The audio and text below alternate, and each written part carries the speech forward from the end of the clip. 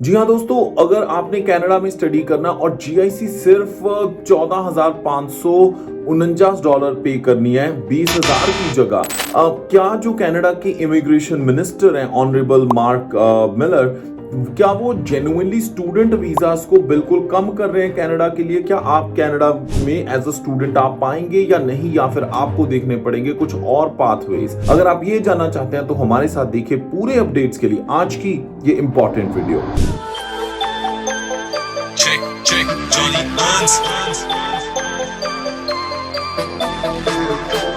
जी हाँ दोस्तों, मैं हूं जॉनी हंस और लेके हाजिर हूं आज की खास वीडियो आपके साथ।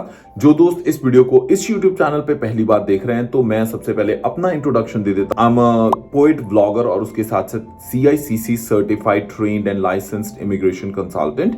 और सबसे इंपॉर्टेंट जो अपडेट इस वक्त कनाडा से है वो यही है कि जीआईसी को लेके बहुत सारे स्टूडेंट्स को लग रहा है कि यार क्या वो जो $20,635 है जीआईसी, जो पहले 10,000 होती थी अब $20,635 कर दी गई है, क्या वो अगर अफोर्ड नहीं कर पाए तो उनके पास क्या अल्टरनेट ऑप्शन है? तो उनके लिए मैं बता दूं कि 1 जनवरी से जो IRCC ने अपडेट्स दिए हैं उसके हिसाब से क्यूबेक ने अपनी जीआईसी डिक्लेयर की है। यानी जो एप्लीकेंट क्यूबेक में स्टडी करना चाहते हैं they need to deposit $14,549 dollar Canadian जो हैं, ठीक है जी। सो 14,500 जो 49 कनेडियन डॉलर है वो उनको डिपॉजिट करने पड़ेंगे अगर उन्होंने कनाडा में SDS कैटेगरी के अंदर अगर उन्होंने अपनी फाइल लगानी है। तो ध्यान से इस चीज को समझिए कि जो नॉन SDS कैटेगरी में जाएंगे, अगर आप जीआईसी पूरी नहीं भी करते सबमिट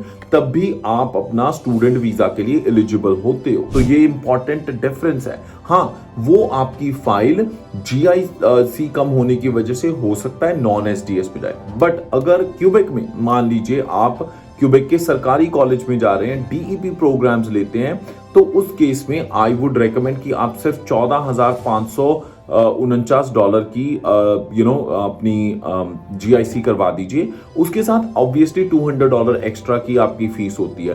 पूरी इंफॉर्मेशन आपको स्कोशिया बैंक की ऑफिशियल वेबसाइट पे भी मिल जाएगी। दे आर गाइडिंग कि कितनी आपको जीआईसी चाहिए और कैसे आप क्यूबेक में कम जीआईसी में पढ़ने आ सकते हो अंडर SDS कैटेगरी। अब दूसरी इंपॉर्टेंट चीज, बहुत लोगों ने इस बात को शोर मचा लिया कि यार इमिग्रेशन मिनिस्टर की हाल ही में एक बहुत ही प्रसिद्ध जो चैनल्स हैं यहाँ के, in fact one is the public broadcaster, अगर CBC पे बात की जाए और CTV पे भी वो टेलीकास्ट हुई है, जहां पे जो कॉरेस्पॉन्डेंट्स थे, जो कि मीडिया के पर्सन थे, वो इमिग्रेशन मिनिस्टर से यही बात के ऊपर बात कर रहे थे कि हाउसिंग का प्रॉब्लम सॉल्व करने के लिए क्या वो इमिग्रेशन के टारगेट्स को कम कर देंगे, क्या वो टेम्पररी रेजिडेंट जो वर्क परमिट है, स्टडी परमिट है, उनको कम कर देंगे। तो उन्होंने ये कहा था कि ये कोई परमानेंट सोल्यूशन नहीं है। जी हाँ, वो अपने टारगेट्स को रिविजिट करेंगे और देखेंगे कि क्या बेस्ट पॉसिबल सोल्यूशन है। पर उन्होंने साथ साथ में ये भी बोला कि अगर इंटरनेशनल स्टूडेंट्स नहीं आए तो इसका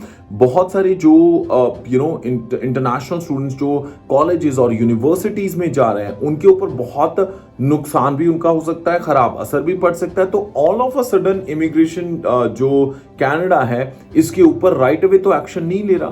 तो जितने दोस्त हैं जिनको इस वक्त डर लग रहा है कि यार वो फाइल लगाएं या ना लगाएं, कनाडा वीजा देगा नहीं देगा, तो ऐसा कुछ नहीं है। जो जेन्युइन एप्लीकेंट्स हैं जिन्होंने नए प्रोग्राम के तहत अपनी प्रॉपर जीआईसी सबमिट करवाई है, जिनके जो ऑफर लेटर हैं वो वैलिडेट हो रहे हैं, उनको वीजा जरूर मिलेंगे। तो अगर आप सही प्रोसेस फॉलो करते हैं। दूसरी चीज, अगर आपने कनाडा में कहीं पे भी स्टडी करने आना है तो चेक सर्विसेज की टीम आपको सर्व जरूर करेगी। आप सर्विसेज हमारी कनाडा और इंडिया दोनों कंट्रीज से ले सकते हैं। इंपॉर्टेंट चीज है, अगर आपने क्यूबेक में पढ़ने आना है तो कुछ लोगों को ये कंफ्यूजन है कि क्यूबेक में सारे कॉलेजेस में अगर आपने पढ़ाई करनी है तो फ्रेंच लाजमी है आपका कंप्लीशन लेटर लेने के लिए। तो ये बात बिल्कुल गलत है। कुछ एक्सेप्शंस इसको हैं। जी हाँ, आप क्यूबेक में भी अगर आप स्टडी करने आ रहे हो तो फ्रेंच की सर्टिफिकेशन के बगैर भी आप एलिजिबल हो कुछ प्रोग्राम्स में कंप्लीशन सर्टिफिकेट के लिए भी, और आपको PGWP पोस्ट ग्रेजुएट अपना PGWP जो होता है पोस्ट ग्रेजुएट वर्क परमिट, वो भी आप अपना अप्लाई कर सकते हैं। There is no problem whatsoever उस केस में भी। अगर फिर भी कोई हेल्प चाहिए तो हमें ईमेल कर सकते हैं apply@checkcheckservices.com, apply@checkcheckservices.com। चलिए बात करते हैं नेक्स्ट अपडेट की। वो ये है कि बहुत सारे लोगों को ये भी कंफ्यूजन है कि क्या जो लोग प्राइवेट कॉलेजेस में आते हैं स्टडी करने के लिए, कि उनके स्पाउस ओपन वर्क परमिट के लिए एलिजिबल है। क्या हर स्टूडेंट जो है कनाडा में, इंटरनेशनल स्टूडेंट, उसका स्पाउस जो है वो ओपन वर्क परमिट के लिए एलिजिबल है? तो मैं इसका आंसर इंपॉर्टेंट देना चाहूं। बहुत लोगों को ये कंफ्यूजन है कि जी नहीं, हर जो इंटरनेशनल स्टूडेंट यहां पे आता है उसका स्पाउस ऑटोमेटिकली एलिजिबल नहीं है स्पाउस ओपन वर्क परमिट के लिए, क्योंकि अगर आपका कॉलेज प्राइवेट है और वो अप्रूव्ड नहीं है, जो एक लिस्ट है CIC ने जो इशू की हुई है, कनाडा इमिग्रेशन ने, वो canada.ca पे भी लिस्ट अवेलेबल है डेजिग्नेटेड लर्निंग इंस्टीट्यूशंस की, जिनके इंटरनेशनल स्टूडेंट्स अपने स्पाउस को स्पाउसल ओपन वर्क परमिट में बुलाने के लिए एलिजिबल हैं। तो ध्यान से उस लिस्ट को चेक कर लीजिए। उस लिस्ट का जो लिंक है वो मैं वीडियो के डिस्क्रिप्शन में दे रहा हूं, आप चेक कर लीजिए, you will get the right information. आप वहां पे चेक करके फिर ही अपनी स्पाउसल ओपन वर्क परमिट की फाइल लगाइए, नहीं तो फिर फाइल रिफ्यूज हो जाती है। और अगर आपके कभी स्टडी वीजा की फाइल या फिर स्पाउसल ओपन वर्क परमिट की फाइल रिफ्यूज हुई है तो just let us know, we will be happy to help. क्योंकि हमारे पास ऐसी भी फाइल्स आई हैं जिनके 3 रिफ्यूजल्स थे, ऐसी भी फाइल हैं जिनके स्पाउसल ओपन वर्क परमिट के मल्टीपल रिफ्यूजल्स थे। हम रिफ्यूजल वाली फाइल्स भी एक्सेप्ट करते हैं, क्योंकि हम ये चीज को बिलीव करते हैं कि यार अगर आप कनाडा में किसी भी स्टेटस पे आना चाहते हो, it is your right, you should be able to do it. और ऐसा कोई रीजन नहीं है कि अगर रिफ्यूज हो गया, चाहे कितनी भी बार रिफ्यूज हुआ है, कि वो आपको मना कर देंगे नेक्स्ट टाइम। तो रिफ्यूजल्स कितने भी हैं, आप परेशान मत होइए, just send us an email apply@checkcheckservices.com, या फिर वीडियो की डिस्क्रिप्शन में हमने लिंक दे रखा है, वहां पे हमें कांटेक्ट कर सकते हैं, या फिर apply@studybuddycanada.com हमारी जो कनाडा की ईमेल एड्रेस है, वहां पे हमारी कनाडा वाली टीम आपको रिस्पॉन्ड कर देगी। There is no problem at all. उसी के साथ सही फाइनेंसेस और अपनी डॉक्यूमेंटेशन को हमेशा सही रखिए।